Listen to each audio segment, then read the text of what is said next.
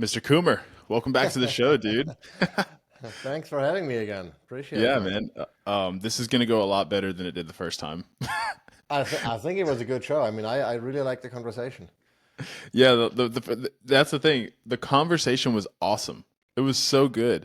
I just didn't have a great setup, like I just didn't know, I'm just not in a place where I can do things in person yet to make it more visually appealing, Right. right? And I was working on a Chromebook, and so when I was trying to line up the audio, it was it was like it'd line up for the first 10 minutes and then it would get out of whack. And so I'd have to Mhm. like split it, try to line it up again. And on my Chromebook, dude, it moved at like the speed of snail. It was so bad. But Yeah. now I have a Mac and it works a There lot you go. faster. So, Yeah, there you go. so what's new on your end, man? What isn't? Yeah. I feel like we're at warp speed here, and that's very often a good thing. But we're about to now, I think we're getting ready to move to the new property, like really, take it seriously, start with the construction, raise more animals. That's a lot of work. We just launched two new products with the American Beast and the female vitality. Every Let's launch is just go. a lot of work. I'm Yeah. surprised you're not taking female vitality. I know. I was like, I wonder if I could. Which actually Yeah, it'd probably be a good question to answer for people. I don't think it would. I mean, there are a couple of hormones in there that are maybe not necessary for us, but yeah, good question. I don't know that it would be harmful. Yeah. But I don't know if that be benefits. I mean, the spleen, obviously, but we can talk about that more about later. But yeah, Yeah. it's been incredibly busy with travel, with new products to review. Got a ton of new cold plunges. One you absolutely have to try that. The Dude, blast. yeah. Seriously, it's terrible. I just did it today because we recorded the review, and it's just absolutely terrible. There is Is it? no getting used to. I feel like. Yeah, because it's the one that moves the whole time, It right? moves the water. Yeah, there is no thermal barrier, nothing. It feels terrible from the first second to the last one. Dude, your video yesterday had me rolling. You got in it and you're like, do I look like I'm dying? Does anybody Oh look like they're yeah, dying? that was. I should have recorded the video with the new one that moves the water because I was a little bit more dying than in the ice box, because there was still water. But yeah, nonetheless, I mean it's been incredibly busy, but good. So we are moving in the right direction. There are a lot of people. I feel like we've managed to influence in a good way. I mean, I don't really. Yeah. Whenever people ask me, hey, what do you do? What's your job? And I'm like, I don't know, should I say blogger, influencer? I mean, that all sounds like you don't have a real job, and shouldn't be Yeah. making money. Or farmer, which isn't really true either, because we only, like homestead on a hobby kind of level. Right. But I feel like there is a lot of people who, even if they don't do everything you tell them, they are trying to make meaningful changes to improve their health. And every time I see that, and someone then comes back and says, "Hey, I did this, and now I feel better," Hmm. I'm like, okay, you give me the reason to continue, busting my ass, and Yeah. sometimes not, getting back what I, want to in terms of, positive feedback or whatever. Sometimes I just ass clowns complaining about, regardless of what you say. Yeah. But yeah, that's I think I guess the driver that keeps you going. Yeah. Yeah. Yeah. The whole being an influencer thing, it does when you say that, you're like, it doesn't sound like a real job. But No, it doesn't. and for some people it's not. There's definitely two boats of people. There's influencers who aren't making any money and there's influencers Yeah, who figured out and have made a lot of money. And it's like it is a real job. I think it's more so a real job if you're trying to provide value. If it's just like yeah. shirtless pics of you and people only follow you because you look good, it's like, all right, well that's I guess not really a job unless you're making money and then you kind of are, but there's no value, there's no Mhm. substance there. Right. But when you're doing something like you're doing where you're providing meaningful information, Yeah, I'm I don't know, shirtless most of the time too. yeah. It's a double win for the audience, Yeah. dude. They love it. But yeah, I mean, I would say it's definitely a job, and you're doing really great work. I mean, I go to your page all the time to just Thanks, learn appreciate something it. new. I'm like, this is Yeah. cool. But on that topic, let's dive into organ meats. Yeah. Let's give the people what they want. So Yeah. let's start small with what like what is organ meats and why do they matter? Like, Yeah. why even bother consuming them? Yeah. I think maybe let's first say what it's not. It's not a magic pill. It's not like you take this and then suddenly you turn into Hulk or superhuman or whatever. I, I think it's at the end of the day, nothing special at all. It's just the problem just is that, well, humans used to make organs part of the diet Yeah. for a very, very long time. Depending on how long you think humans have been around, or those beings that came before us, if you believe in that, it's been a while that humans have been consuming animals nose to tail, right? Hmm. And we have evolved or developed or changed over time because of that, you Yeah. know. And and at some point it, I guess, fell out of vogue, being in vogue, and we stopped doing that, and we went to processed grains, and then all the things that are easier to store, to ship, to consume, cheaper to produce, Hmm. especially if you do it the wrong way. And now suddenly it's this, oh, organs, this is odd. Why are you consuming organs? Well, I consume it because it's something that humans have been consuming for a long time, and we've seen the positive impact on that, in terms of, at the end of the day, it's just a source of micronutrients, and similar to a multivitamin. But unlike a multivitamin you find in the store, it contains stuff that the body can actually absorb and use. Whereas if you go to Costco and buy a multivitamin, and nothing against Costco because we shop there all the time, but the multivitamin you get there, those are versions of those vitamins and minerals that, if you create them synthetically in the lab, have a slightly different chemical structure. The molecular structure is different, and the Yeah. body doesn't recognize it as well as what's found in nature, because we happen to be adapted to the stuff that's in nature. We Yeah. have evolved with that, and so it's, at the end of the day, nothing more than a great source of iron, a great source of vitamin B vitamins, a great source of vitamin A, and all the other micronutrients that you might need. And one could argue that, well, if even if you consume a solid diet or a healthy diet, and there are obviously a million different definitions of what that entails, Hmm. but even so, considering what we have done to the land in terms of soil quality, not even if you purchase the best food possible, I would argue you get the same nutrients that you got maybe 200, 500,000 years ago. Just because the soil has been depleted, there is less topsoil, there is erosion, from all of the things that we do, monocropping, etc., that even if you buy your organic strawberries, those strawberries are nothing like the strawberries that used to exist. In many cases, those strawberries that exist maybe 5,000 years ago, you wouldn't want to have eaten, because they are not as sweet and as big and as red, and so we are eating different foods now that we've influenced, and those are not as nutritious. So you need a good source of nutrients, and arguably, in my opinion, eating animals nose to tail is the best source of it. And Hmm. since most people don't consume animals nose to tail, they eat the steak, in or maybe, I don't know, a stew with other parts that are not the fillet or the ribeye. But most people don't consume animals nose to tail, and so they're missing out on the most nutrient parts of that animal. And if you look at tribes, modern hunter-gatherer tribes, as they still exist, there are only a few. If you look at animals in the wild, carnivorous animals in the wild, when they kill an animal, what do they eat first? The organs. They Interesting. don't, not the muscle meat. If you look at how wolves or any really carnivorous predator eats, they go for the organs first, because that's where the money is. And then I mean, obviously there's nothing wrong with the protein. I consume a ton of protein and muscle meat, but Yeah. Yeah. there are more, the micronutrients are more concentrated in those organs, so you need only a small amounts to cover your basic needs. That is so fascinating. Yeah. So, are there any organs you can't eat, or You or are there you other can't. specific? Yeah, or like because I know you've got the pancreas, you got spleen, you got the heart, you got the liver, right? Those are kind of the big ones. Yeah. Like, is there anything in the animal that you would not want to consume, or can you literally consume every part of the animal? Because I mean, I've heard various opinions on this. I would argue that, I mean, there are some parts of the animal that you probably want to clean first, like the guts. I would not just consume with the poop in it, right? Yeah, For yeah, yeah, obvious reasons. yeah. But I've had great soups. Mondongo in Latin America, contains, intestines, different parts of the intestines, and stomach, etc. Depending on, what country, they have different variations of that dish. But if properly cleaned, it's perfectly nutritious. There are nutrients in every part of the animal, including the brain. I mean, still in, I think France is like big on, eggs and brain. That's like a dish there. People would, No probably, way. yeah, yeah.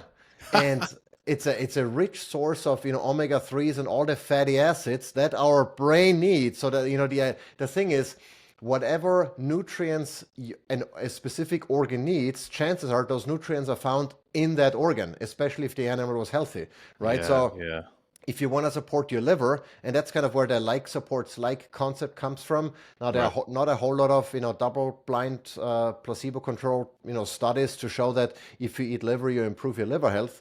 But it's pretty clear that whatever nutrients your liver needs to work optimally are Yeah, found in liver. So yeah, and no, I would argue you can eat everything. It yeah. sometimes I the remember. preparation makes is an important factor, but I would not Yeah, eat everything raw like the guts. I would not just yeah. You might but want to clean those out a little bit. yeah, yeah. And you could even Um, tell, when our cat, I mean, we don't have the cat anymore, but when he caught a squirrel or a chipmunk, he would eat everything around the guts. As if I mean, they obviously instinctively know what they can and cannot eat, but it was like with precision. It was only like a small heap of guts left, and everything else was gone. wow, Mm, cats are crazy. yeah, Cats are they are crazy. insane. Yeah, they are insane. I remember hearing the story of this guy who, I think he was on the Rogan podcast, but he was living in Alaska and Hmm. he would just eat the caribou or the elk, or, or whatever was up there. Right. And those animals would eat these things called lichens, right? Hmm. They're some sort of organism. I don't really remember what it was exactly, but he would eat the entire animal, but he would also eat what they were eating that was inside the stomach. And I guess these lichens would mix with the stomach acid Yeah. and they would become this like really nutrient dense, like tasty food. So he would eat that.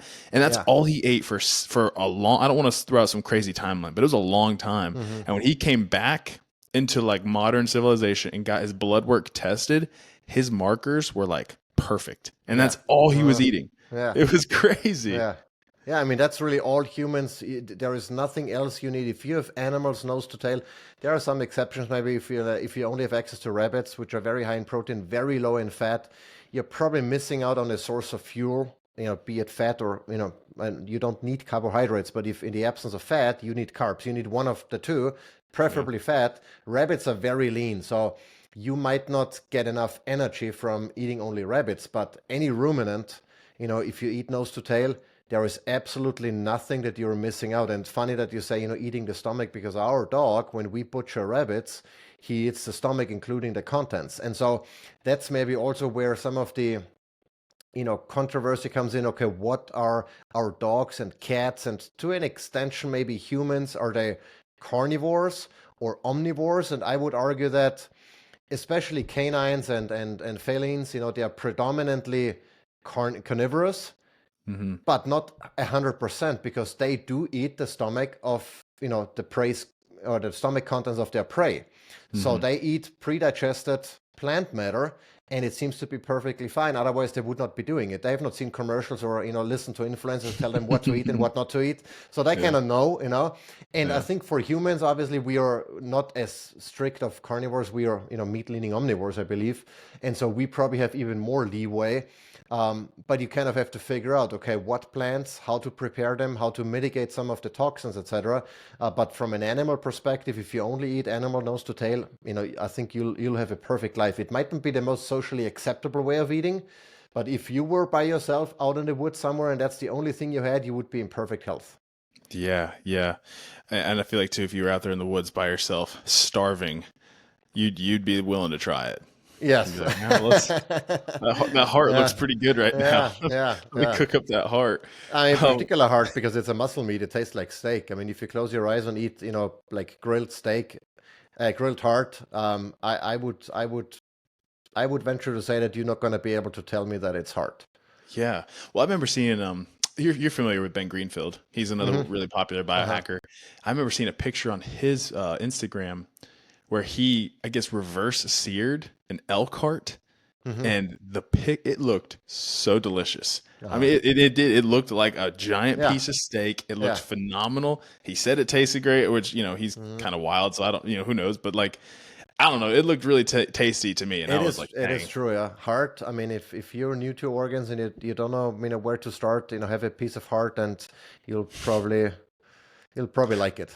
that's gonna be the tagline for the show. You don't know where to Yeah, start? Have a piece of heart. a piece of heart.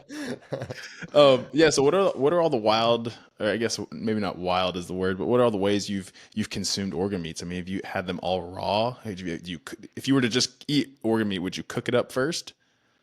It depends. Obviously, if you really want to be sure of the source, I mean, with any, raw meat, like, I eat my steak, raw or rare, I should say.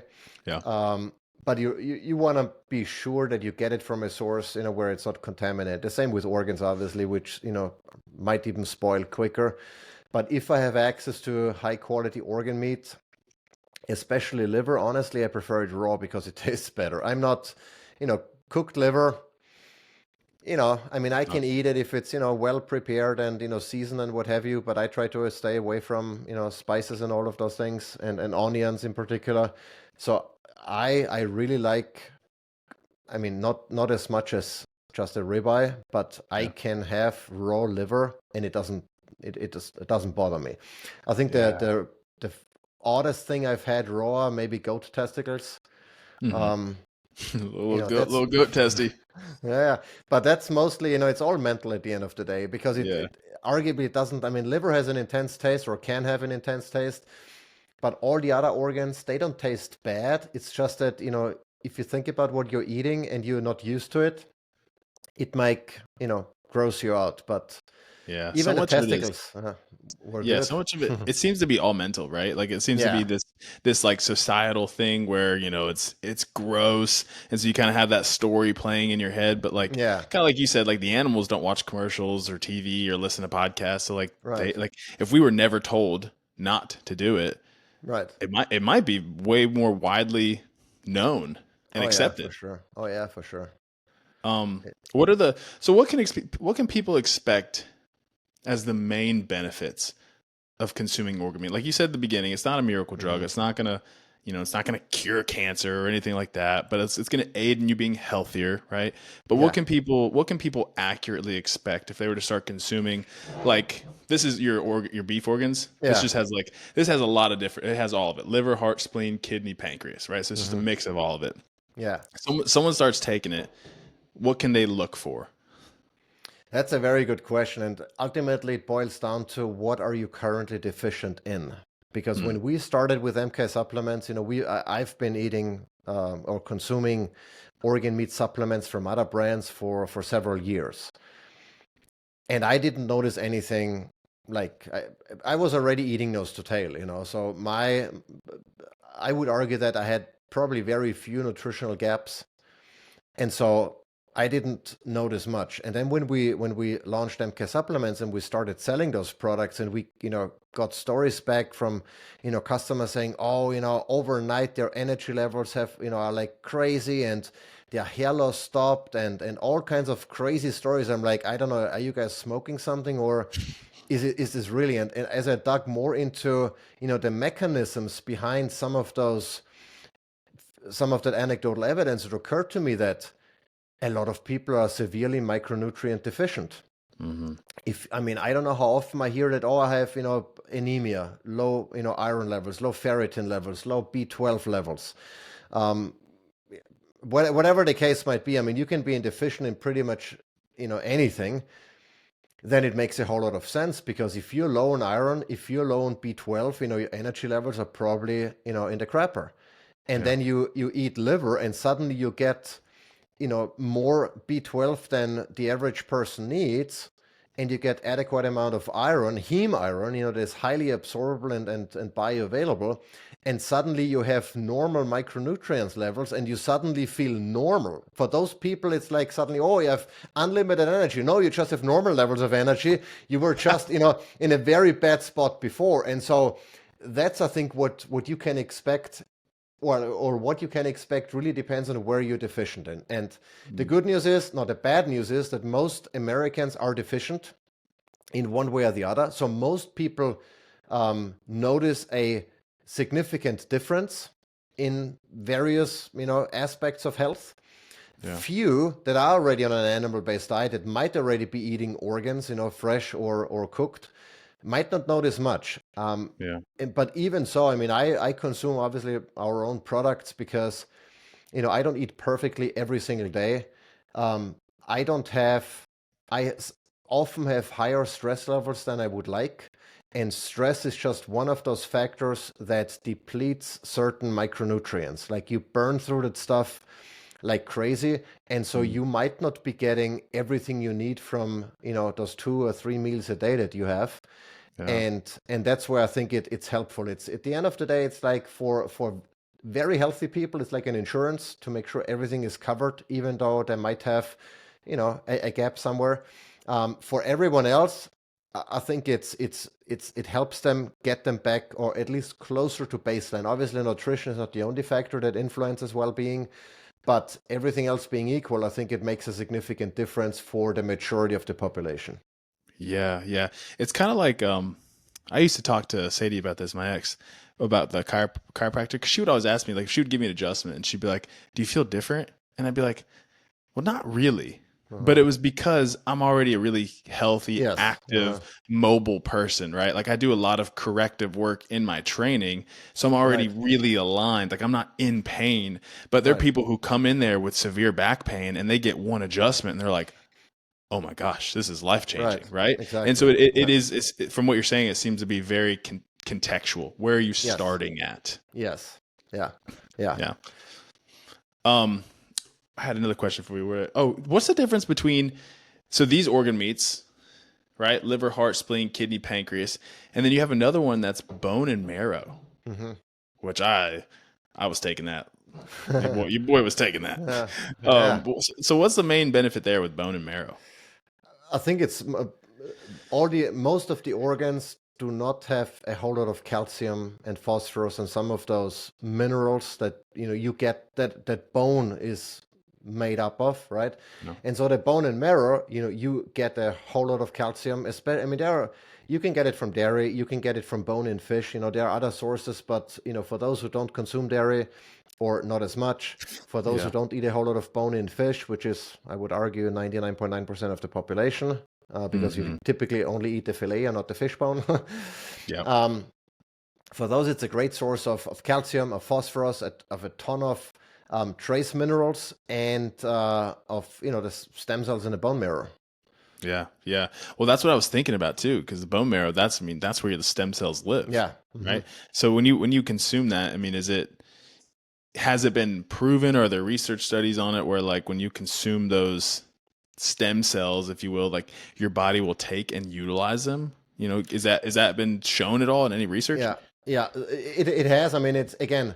I think there is a limit to what is useful. In other words, if you have optimal levels of everything, just eating more of a certain micronutrient is not gonna Yeah. increase your own levels. But specifically with the stem cells, has been shown, with red blood cell formation, etc. Again, that goes back to, maybe low iron or ferritin levels. If you have any issues, with red blood cells, for example, with white blood cells, with immunity, so Hmm. all of those things, if you have any issues in that regard, consuming those stem cells will help make more red blood cells, produce more, white blood cells, etc. So it goes back to evening out any potential deficiencies you have. I don't know that if you're perfectly healthy and you consume bone marrow, that you're suddenly gonna have an even better immune system. I think Right. all of those supplements help you get to a point where you have optimal levels depending on your physiology, right? And Yeah. not necessarily more than that. Yeah. Well, that's one of the things I've noticed since I've been taking this stuff, because I've been taking yours specifically now for quite a few months. It's been like I haven't gotten sick, and I don't get sick often as it is, but there have Right, been plenty of times where I should have gotten sick because right, yeah. I don't often sleep the way I should. I'm Hmm. training really hard right now. Sometimes my diet isn't perfect, right? And so there are Yeah, times where I'm like, this should lead me to be getting Yeah. sick, and then I won't. And Yeah. Yeah. I'm like, it's the organ meats. That's got to Right. be, Right. you know. But I've definitely noticed that for sure. Like that's been the biggest thing for me because I haven't like I was already healthy beforehand, so I didn't feel like a massive jump in energy or strength or anything like that. I just haven't gotten sick at times where I Yeah. should be getting Yeah. sick. And we have noticed the same. I mean, every one of us, I mean, I think the kids are probably more exposed to germs and stuff when they hang out with other kids or go to their homeschooling group or whatever. And if they bring something home where, they're like, oh, I really feel like, off or whatever, it lasts that day. They wake up Hmm. the next morning as if nothing had ever happened. Yeah. And when we feel it, like Kathy and I, we're like, okay, today, and that's funny, we being sick for us means having only 80% of our regular energy, which back in the days I would have said, I'm perfectly fine. Nothing is wrong with me. I feel great. Now that Hmm. I know what it means to feel really great, I can tell if my energy is 10 or 20% off. I'm like, I feel terrible. I mean, I'm operating probably at a much higher level than most everyone else, Yeah. but I can tell. But that is it. There is not, oh, I have to lie down with a fever or anything. Yeah. And Yeah. I really like that because obviously being sick sucks. It's not being able to go to work or working out or whatever you want to do. It's terrible. And so I agree. I think having optimal nutrient levels, micronutrient levels, is helps you avoid getting sick. Yeah. Okay, so what's the biggest difference between, beef organs and now you have this new one that you sent over, American beast, which is bison. So what's the difference Yes. between beef and bison? Yeah. Is there any difference?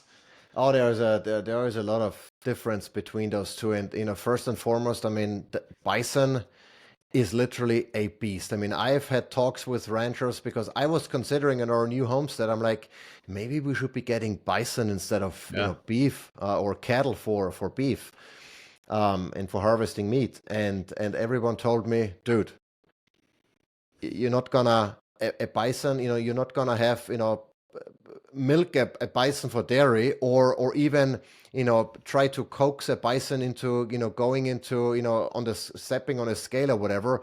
They gonna ruin fences. They can jump standing over a 6 feet fence.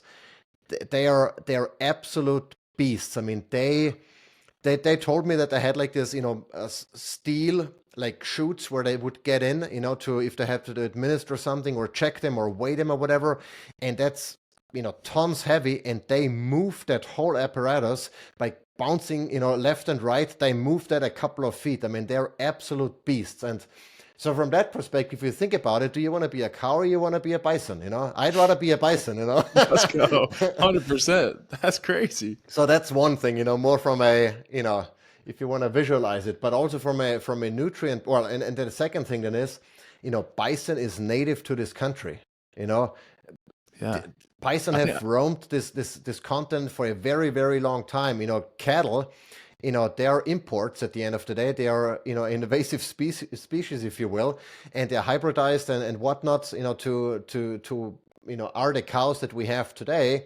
yeah. But they don't belong here at the end of the day. Bison very much belongs here. And so if you want to support, native animals, if you want to support ranchers who try to, you know, increase the population in this country, then, Mm. going for bison is obviously the right choice. But from a nutrient perspective, bison has more protein. It has a better fatty acid composition. Okay.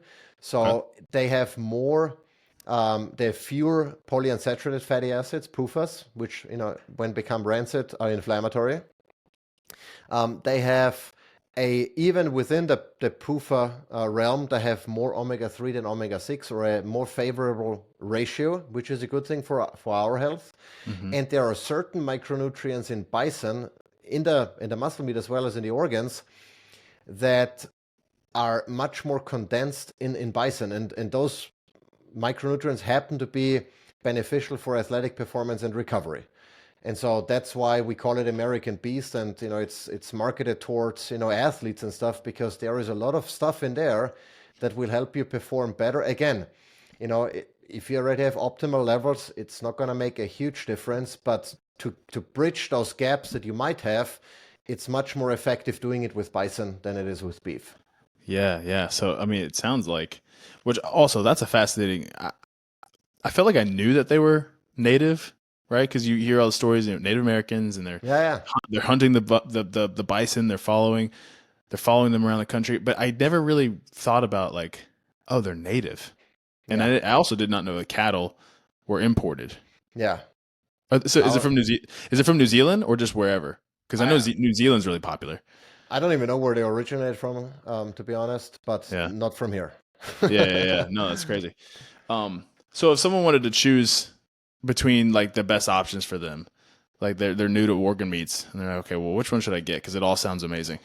Like what should they get? Because Yeah, very few people know what they're deficient in. Like they're yeah, not getting blood tests. yeah, true.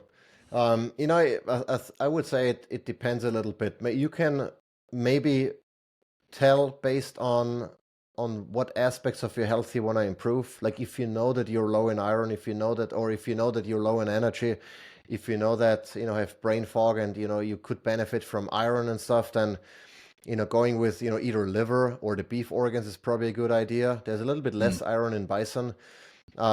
If your main goal is to improve athletic performance and recovery, American beast and the bison product is a great idea. If you're a female, be it either, menstruating or pre-menopause or post-menopause or during menopause, and then female vitality with the reproductive organs and a lot of spleen for iron is probably a good idea. If yeah, you're on a budget and you just want to get one thing and make it beef liver because it's the least expensive product and gives you the biggest bang for your buck. I mean, if there liver is arguably the most nutrient dense organ in the animal, hmm so taking that is covers a lot of your bases already. yeah, If you feel like you need more, you want to support bone density, joint health, maybe immunity, then bone and marrow is a great supplement. I take bone and marrow together with American Beast. I also take the beef organs because we have them at home. I mean, I would not necessarily tell customers they need to get all three of them, but since right, we have it, I do that to really try to cover as many. And you can't really overdose. That's the other nuance. So that a lot of people think that, oh, but isn't liver so high in vitamin A, and vitamin A toxicity is a thing. Unless you eat the liver of a polar bear or of a seal, which has like 10,000 times the amount of vitamin A, you're not going to overdose. okay, I didn't know Yeah. that. Yeah. So, carnivorous animals or the liver of carnivorous animals have a lot of vitamin E, significantly more than the liver of ruminants. Okay, So, I mean, yes, you can probably overdose if you eat an entire cow liver, but I want to see you do that because it's like 11 pounds or so. yeah, Um, yeah, but in the amounts that we are talking, like regular serving size or serving size of our products, even if you take 2 or 3 times as much, you're not going to overdose. It's yeah, it's practically impossible.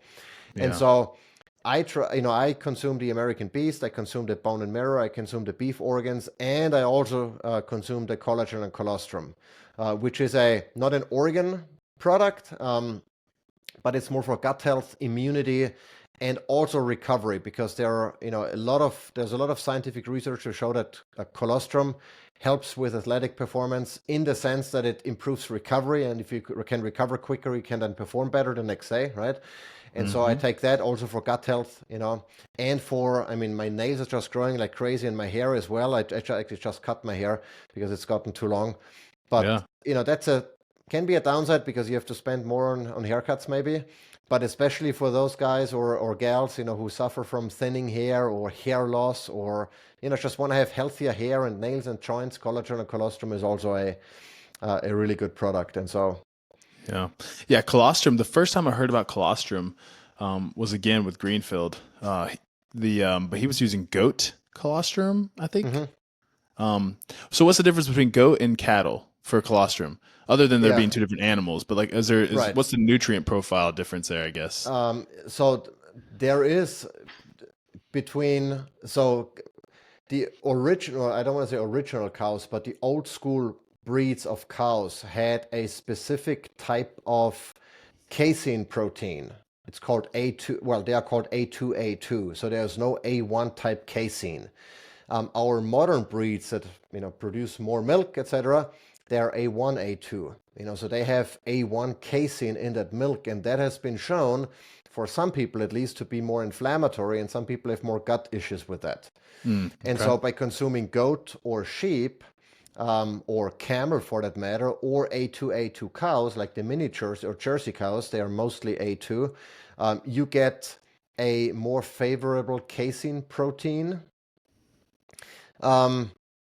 I've seen in the amounts that you consume colostrum, I don't think it's a big deal at all. I have not noticed Right. any difference because the Yeah. colostrum, all the colostrum powders that is available to us is typically from A1, A2, because colostrum, as you can imagine, there isn't a whole lot of colostrum to go around, right? I mean, Right. the colostrum is really good in the first 24 hours, maybe towards the first 48 hours, but you want to obviously give the calf, its share that it needs, and then whatever is left, you can harvest, to turn into powder or to, drink it straight from the teat, I guess. Yeah. And so Yeah. there's very little colostrum and even less A2 and or from smaller ruminants, because they are by volume, obviously they produce significantly less colostrum than a cow, right? And so is it better goat colostrum? I would argue it's probably marginally better. Is it going Mm. to make a difference for the average person? I don't think so. You know? Yeah. Right. Right. Yeah. Colostrum's fascinating. It's also fascinating with humans. That Yeah, was yeah. that was mind blowing for me when we had our Maverick. Hmm. That was crazy. Like people don't realize it's literally gold. It is Yes. Yeah. literally liquid gold. Yeah. I was beside myself. It's one of the Yeah. craziest things I've ever seen. But It's very high fat and has sugar too. Has a and funny enough, though, that combination appears to be the perfect mix for newborns. And yeah, one of the things with colostrum is because obviously a newborn, the digestive system is of a newborn, be it a ruminant or a human, is obviously different. And so some people argue that, well, for adults, colostrum doesn't have any benefits because, that stuff doesn't get through the wall, the walls of the digestive system into the bloodstream because they are yeah, closed already. Well, here is the thing, though. A lot of people suffer from leaky gut. Well, guess what leaky gut is? It allows stuff into your bloodstream that's not supposed to go there. And colostrum just happens to help closing those tight junctions, those T junctions, to prevent stuff from going through. So there are benefits for adults as well, in particular, if you have any sort of gut issue. yeah, yeah. Is it better to consume that on an empty stomach then? I would argue it is. I usually don't care about that as much from an Right. athletic performance perspective. If you want to heal your gut, I would argue it's better to consume it on an empty stomach. Yeah. Yeah, yeah, that was kind of so I would consume it first thing in the morning on an empty stomach. I would just mix it Hmm. into my drink, and because Yeah. I was reading the back and it was saying for your digestive health, and I was like, yeah, I want to consume this. I Yeah. want this to go straight in with Yeah. nothing blocking its Right. way. That Yeah. was my thought process Yeah. behind it. Yeah. Yeah. So what's the difference between the female vitality? When we were kind of talking about that beforehand. What's the main Yeah. difference there? The main difference is that it has reproductive organs, so Okay. fallopian tubes, uterus, etc., and spleen. So half of it is spleen, and then the other half is the reproductive organs and a little bit of kidney. And the idea is that if you're a female, either if you're still menstruating, you lose a lot of blood. With that blood, you lose a lot of iron, so you need to replenish that iron. And so that's Mm. why we put the spleen in there, because the amount of spleen that's in there, those 4 caps or 5 capsules alone give you over, I want to say, about 35% of a daily iron needs in the Oh most wow. bioavailable heme iron form. And then the reproductive organs, they have all of the hormones that you need. And that's then maybe even, I mean, that's important for reproductive health while you're still in that uh, at that age. But also later, when your hormones change, and many women then, if they're perimenopause, postmenopause, or during menopause, have hormonal balance issues with getting all kinds of night sweats and whatnot, and wonky energy levels. And so by providing some of those hormones from those reproductive organs, you can support your own organs that usually make those or use those hormones to kind Yeah. of get more back into balance. Yeah. Fascinating. Wow. Yeah. Have you noticed? I mean, have people reported feeling, or I guess have women reported feeling better taking it? Like they've noticed a little bit of a difference. I think it's too early to tell because we just launched Yeah. not too long ago. I think 2 or 3 weeks ago we launched the product. Yeah. I know that my wife before, especially during menstruation, she used to consume the heart and spleen, which we are discontinuing in favor of female vitality. So, and for the main reason that, to replenish her iron levels. And she could Mm, definitely tell that her energy levels were better when she had sufficient iron than when not. And we do eat a lot of meat, so it's not that we don't get any, heme iron from our regular diet.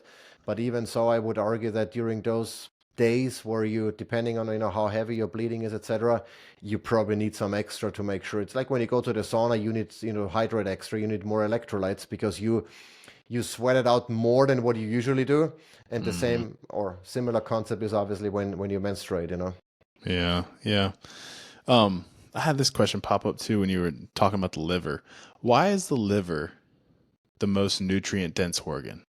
Because this shows my uh, my lack of pay grade here. Okay, Hmm. why the liver is a filtration organ, correct? Like it filters things out. It processes all the detoxes, all those things, right? So in my mind, it would be like, isn't that where like all the garbage is?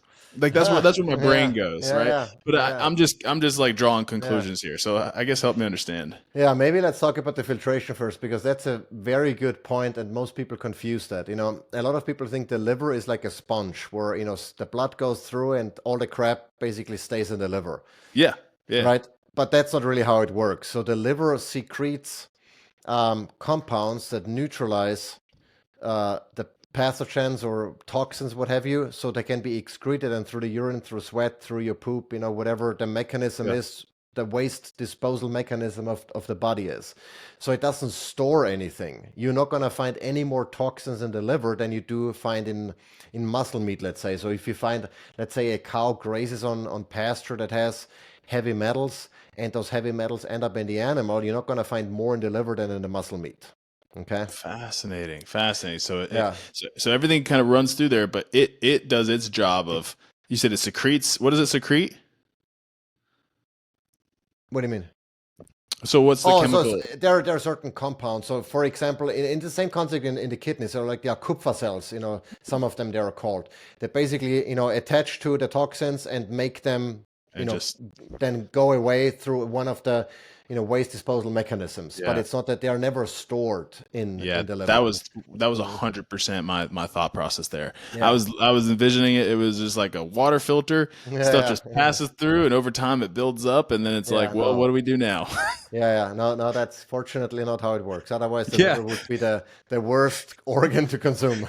Yeah. Yeah. I was like, man, this is not making a lot of sense. But Yeah, that's but the no, funny okay, thing is, cool. a lot of stuff goes back to the liver and gets then metabolized and remeta and changed, etc. For example, even when you consume carbohydrates, whatever your cells don't need, insulin shuttles it back to the liver.